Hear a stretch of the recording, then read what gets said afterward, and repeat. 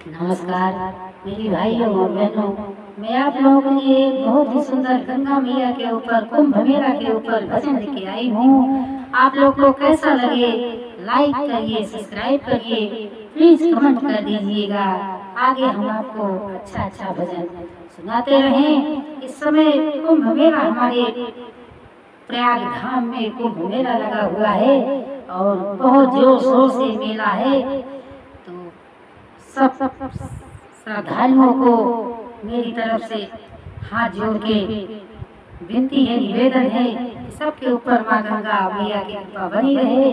सभी को धन्यवाद।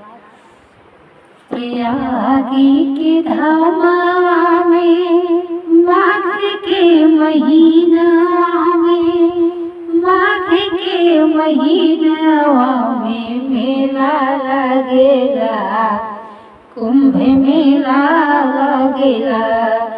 बड़ा पावन धमवा सुहावन लगेगा, ओ मन भावन लगेगा।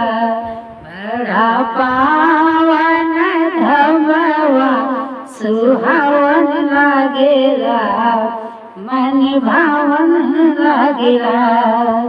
प्रयागी के धामवा में माघ के महीनावा में, माघ के महीनावा में मेला लगेगा, ओ कुंभ मेला लगेगा। बड़ा पावन धमवा सुहावन लगेगा, मन भावन लगेगा।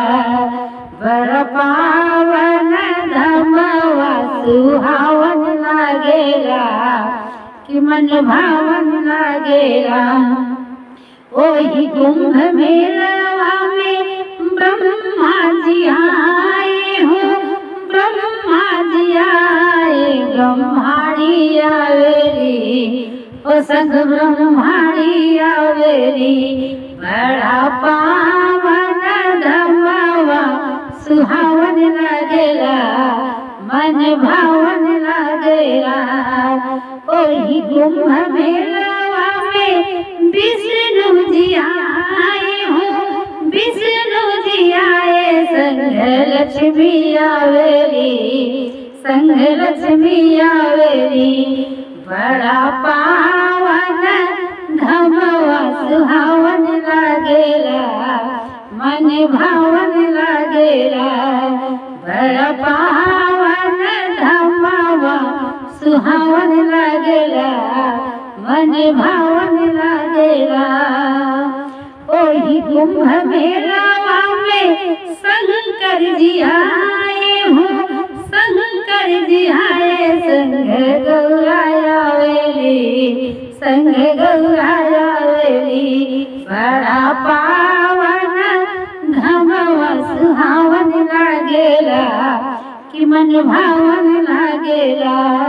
बड़ा पावन धमवा सुहावन लगेगा, मन भावन लगेगा। प्रयाग के धामवा में माघ के महीनावा में, माघ के महीनावा में मेला लगेगा, कुंभ मेला लगेगा। बड़ा पावन धमवा सुहावन लगेगा, मन भावन लगेगा।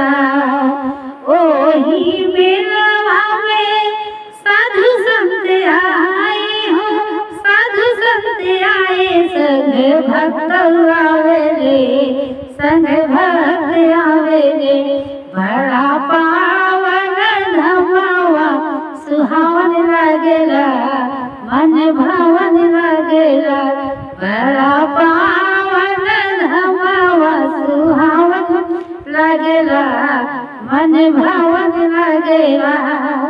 ओही कुंभ मेलवा में गणपति जी आए हो, गणपति जी आए, रिद्धि सिद्धि आवेली, रिद्धि सिद्धि आवेली। बड़ा पावन धमवा सुहावन लगेगा, ओ मन भावन लगेगा। प्रयाग के धाम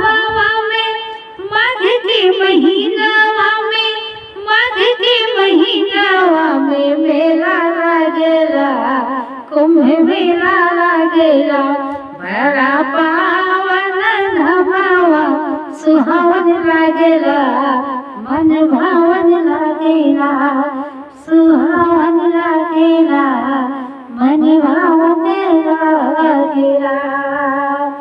हर हर गंगे, हर हर गंगे, हर हर गंगे।